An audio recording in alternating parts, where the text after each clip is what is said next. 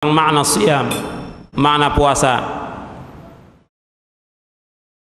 As-siyam fil lughah wal kaff wal imsak. Siyam menurut bahasa yaitu mencegah dan menahan. Dikatakan kepada orang yang diam shaim li imsakihi 'anil kalam, disebabkan dia menahan diri dari pembicaraan. Sebagaimana Allah berfirman dalam surah Maryam ayat 26, Inni nadartu lirrahmani sawma, sesungguhnya aku bernazar kepada Allah sawma, ay somta, bernazar untuk diam. Wa fi syara', ini menurut bahasa. Menurut syariat yang dikatakan siyam atau saum, al-imsaku 'anit ta'ami wasyarabi wal wiqa' biniyatin khalisatin lillahi 'azza wa jal fi jami'in nahar liqaulihi ta'ala thumma atimmu siyama ila al-lail. Menurut syariat yaitu menahan diri dari makan, minum, bersetubuh dengan niat yang ikhlas karena Allah Azza wa Jal di semua waktu siang, arti mulai dari terbit fajar sampai terbenam matahari. Sebagaimana Allah berfirman, "Tsumma atimmu shiyama ilal lail." Kemudian adalah kalian sempurnakan puasa sampai malam.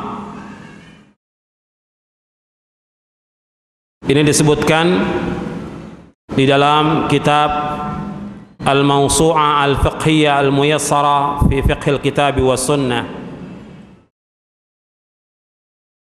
Kemudian puasa siyam dibagi menjadi dua, ada yang wajib, yang fardu, ada yang tatawwu, yang sunnah.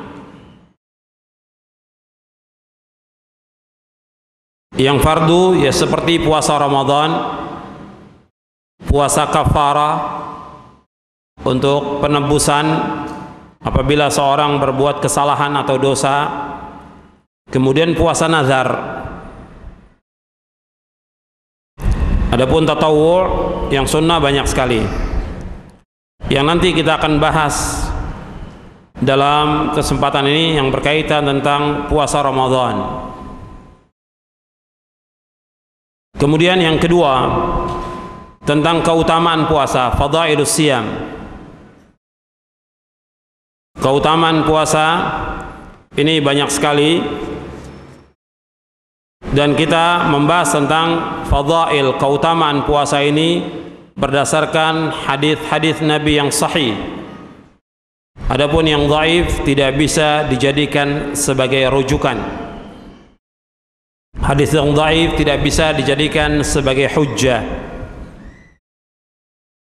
Dari poin yang kedua ini tentang keutamaan puasa ada beberapa poin yang bisa antum catat.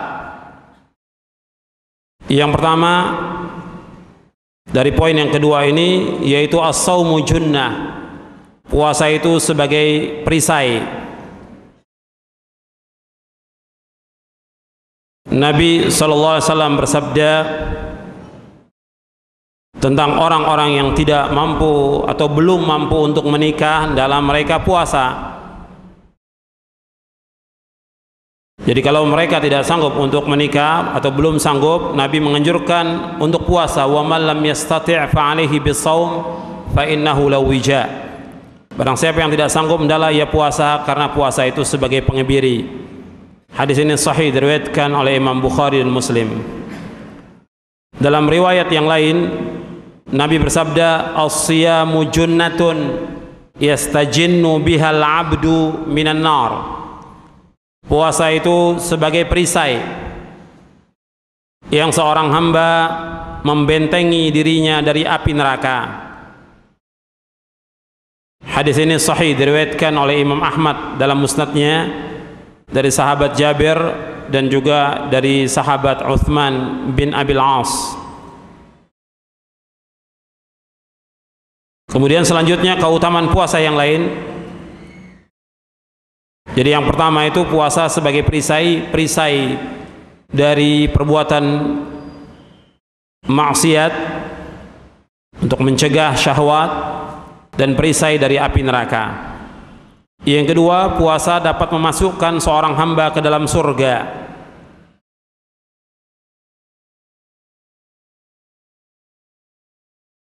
Pernah ada seorang sahabat bertanya, yaitu Abu Umamah radhiyallahu an, qultu ya Rasulullah, dullani ala amalin adkhulu bihil jannata, qala alaika bis-shaum la mithla lahu, rawahu An-Nasa'i wa Ibnu Hibban wal Hakim. Abu Umamah bertanya, ya Rasulullah, tunjukkanlah aku atas satu amal yang amal itu akan memasukkan aku ke dalam surga. Nabi bersabda, hendaknya kamu puasa, karena puasa itu tidak ada bandingannya. Hadis ini sahih, diriwayatkan oleh Imam Nasa'i, Ibnu Hibban dan Hakim. Yang ketiga, bahwa puasa itu akan diberikan ganjaran yang tidak terhingga. Yang keempat, bahwa orang yang berpuasa mendapatkan dua kegembiraan. Kegembiraan di saat dia berbuka puasa dan kegembiraan di saat bertemu dengan Allah nanti pada hari kiamat. Yang kelima, bau mulut orang yang berpuasa itu lebih wangi dari minyak kasturi. Hadisnya antum bisa lihat di dalam kitab Riyadhus Shalihin di nomor 1215. Hadis yang tentang tiga itu, poin ketiga, keempat dan kelima, antum bisa lihat dalam kitab Riyadhus Shalihin nomor 1215.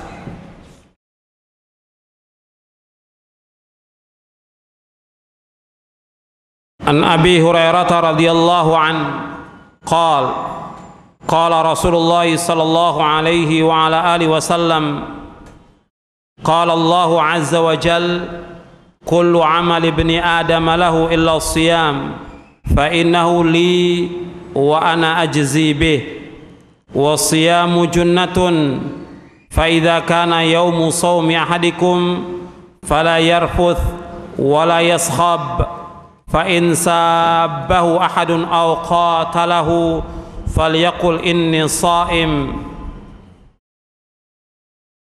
walladhi nafsu Muhammadin biyadihi la khulufu fami as-sha'imi atyabu 'inda Allahi min rihil misk, lis-sha'imi farhatan yafrahuhuma, idza aftara fariha bi fitrihi wa idza laqiya rabbahu fariha bi shaumihi.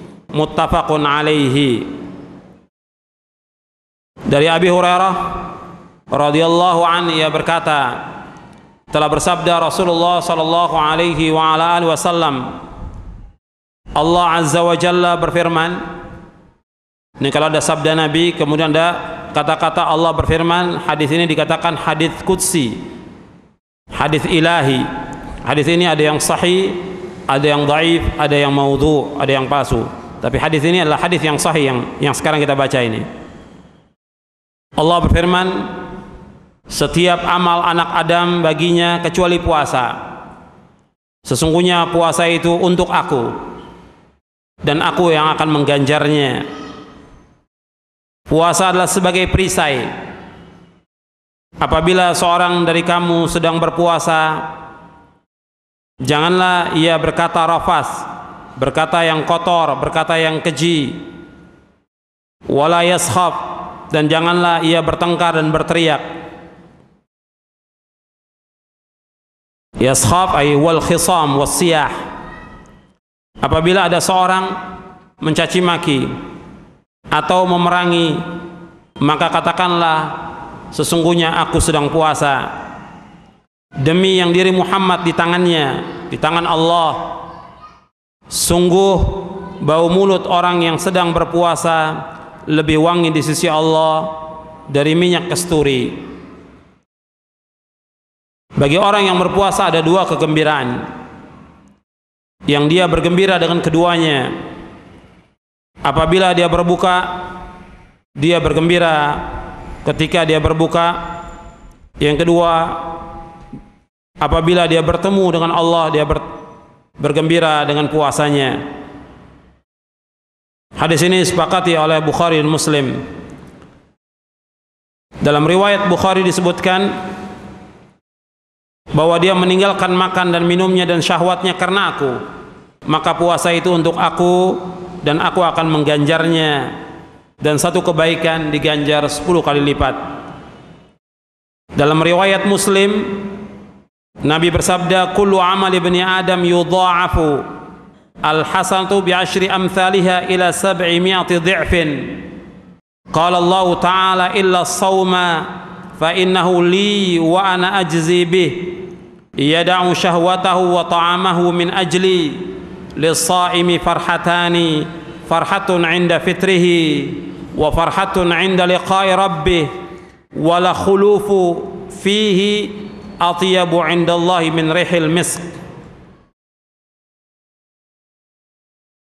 wa la khulufu fami sha'imi 'inda Allah atyabu min rihil misk. Pada satu riwayat bagi Imam Muslim, setiap amal anak Adam akan dilipat gandakan. Satu kebaikan akan diganjar 10 kali lipat sampai 700 kali lipat. Allah berfirman, kecuali puasa, sesungguhnya puasa untuk aku dan aku akan mengganjarnya. Dia meninggalkan syahwatnya, makannya karena aku. Bagi orang yang berpuasa ada dua kegembiraan. Kegembiraan di saat dia berbuka dan kegembiraan di saat dia bertemu dengan Allah. Dan bau mulut orang yang berpuasa lebih wangi di sisi Allah dari minyak kasturi.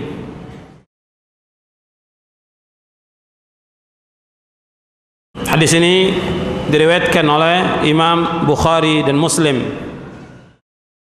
Itu keutamaan orang yang puasa. Di antara keutamaan yang lain, bahwa orang yang berpuasa nanti puasa itu akan memberikan syafaat pada hari kiamat.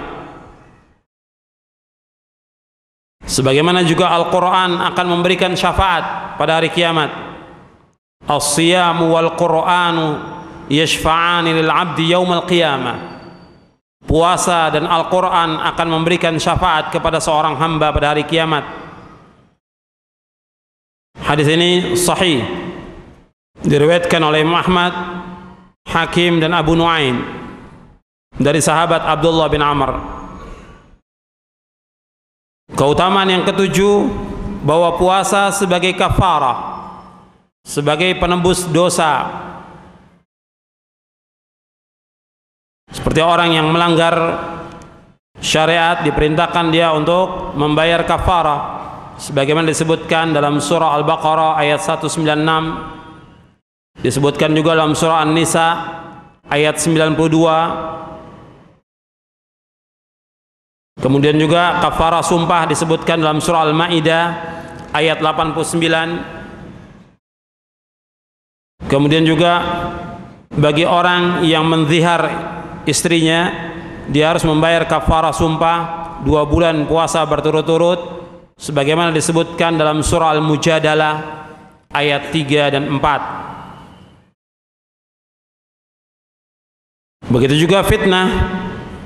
Fitnah seseorang pada keluarganya, harta dan juga tetangganya itu dapat dihapuskan oleh salat, puasa dan sedekah. Nabi bersabda, fitnatur rajuli fi ahlihi wa malihi wa jarihi tukaffiruha as-salatu was-siyam was-sadaqah.